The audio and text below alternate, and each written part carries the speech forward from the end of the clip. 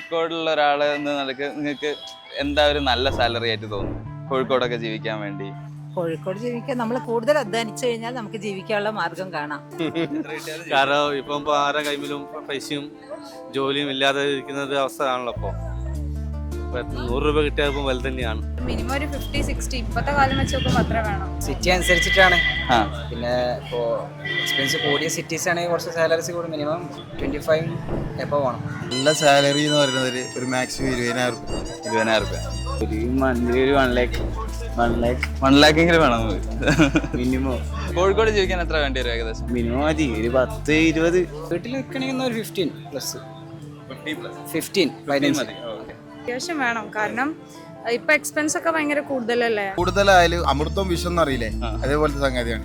കൂടുതലായി കഴിഞ്ഞാൽ നമുക്ക് ചെലവുകളോട് കൂടുതൽ അമ്പയിക്കും. അന്നൊരു ദിവസത്ത് എന്ത് കിട്ടിയാലും മതിയാവില്ല, കാരണം അത്രയും ചെലവാണ്.